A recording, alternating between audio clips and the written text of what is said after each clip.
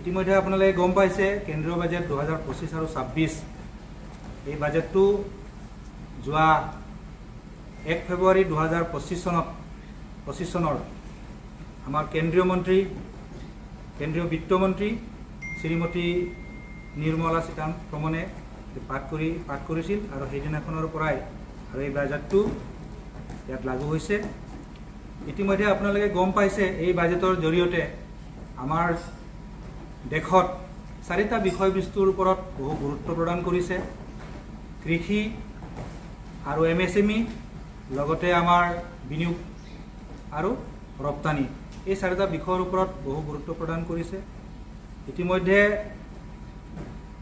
আগতে আমি যি আয়ৰ ওপৰত কৰৰ কথা আলোচনা আমি গম পাইছিলোঁ 1 লাখ টকা পৰ্যন্ত গড় মাহিলী আয়ৰ ওপৰত দিব নালাগে, এবাৰ কৰ দিব নালাগে এই কথাটো কৈছে। আৰু ইতিমধ্যে 1 লাখ টকা যদি আমি বছৰি 12 মাহত 12 লাখ টকা হয়, ইয়াত কিন্তু 12,75,000 টকাৰ লোকে আমি ইয়াৰ কৰ দিব নালাগে, এই মানে বাজেটত ইয়াত উত্থাপন হৈছে। আৰু লগতে এই বাজেটে উন্নয়নৰ 4টা মই ইতিমধ্যে কৈছিলোঁ 4টা ইঞ্জিন স্বীকৃতি দিয়া হৈছে: কৃষি, MSME, বিনিয়োগ আৰু ৰপ্তানি।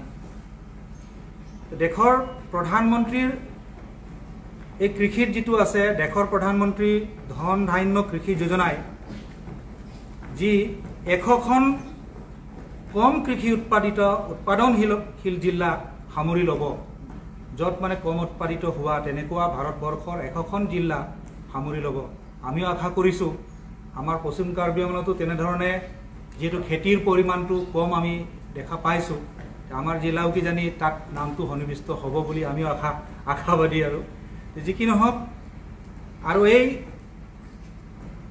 যাৰ দ্বাৰা আমি 1.7 কোটি টকা কৃষকত উপকৃত হ'ব, 1.7। আৰু ইয়াত মানে আমি বিশেষকৈ আমি মাহ জাতীয় শস্যৰ ওপৰত বেছিকৈ গুৰুত্ব দিয়া হৈছে, যেনেধৰণে মচুৰ দাইল আৰু মাটিমাহ, ৰহৰ দাইল। এই মাহ জাতীয় সামগ্ৰী যিহেতু বিদেশত ৰপ্তানি কৰাৰ মানে সুবিধাটো বেছি আছে, তাত যিহেতু ৰপ্তানি কৰাৰ কাৰণে যিহেতু সুবিধা আছে, সেইকাৰণে আমি যিমান পাৰোঁ মাহ জাতীয় শস্যৰ পৰা আমি বেছি লাভৱান্বিত হ'ব পাৰোঁ বুলি আমি ইয়াত অনুভৱ কৰিছোঁ।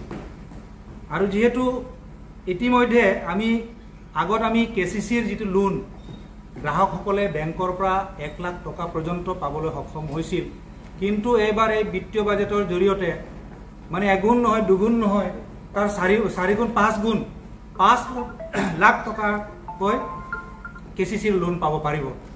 আগৰ তুলনাত আমাৰ গ্ৰাহকসকলে এই 5 লাখ টকা 1 লাখ টকাত যেনেধৰণে তেখেতসকলে মানে ইনভেষ্ট কৰি কিনি মানে লাভ কৰিবলৈ সক্ষম হৈছিল, তাতকৈ এবাৰ 5 গুণে তেখেতসকলে লাভ কৰিবলৈ সক্ষম হ'ব।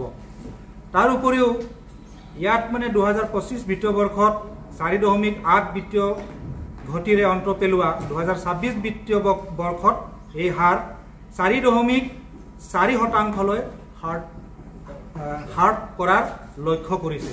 আগত যিখিনি বেছি আছিল 25ত যিটো ইয়াৰ আগত যিটো বেছি আছিল, এইবাৰ কিন্তু তাতকৈ আৰু শতাংশটো তললৈ লৈ অনাৰ কাৰণে চেষ্টা কৰিব। আৰু MSME সকললৈ গেৰাণ্টিৰ সৈতে ঋণ পৰিমাণ 5 কোটি টকাৰ পৰা 10 কোটি টকালৈকে উল্লেখযোগ্য বৃদ্ধি। এতিয়া আগতে এইটো MSME সকলক আমি গম পাইছিলোঁ বোলে 1 কোটি 50 লাখ কৰি এগৰাকী গ্ৰাহকে দুবাৰ মানে তেখেতসকলে লোন পাবলৈ সক্ষম হৈছিল। এইবাৰ কিন্তু সেইটো কি কৰিছে 5 কোটিৰ পৰা 10 কোটি টকালৈকেও এইটো মানে বৃদ্ধি কৰাইছে। আৰু মেক ইন ইণ্ডিয়া আগুৱাই নিয়াৰ কাৰণে তেখেতসকলে ক্ষুদ্ৰ লঘু আৰু বৃহৎ উদ্যোগসমূহক সামৰি লৈছে। আৰু এই ৰাষ্ট্ৰীয় উৎপাদন অভিযানৰ আৰম্ভ অহা 5 বছৰ আমাৰ চৰকাৰী বিদ্যালয় স্থাপন হ'ব 50,000 অটল টিংকাৰিং লেবছ। তেনেকুৱা ধৰণৰ এটা এইটো আমাৰ মানে চৰকাৰী যিবিলাক বিদ্যালয় সেইখিনিত মানে টিংকাৰিং লেবছ টকক 500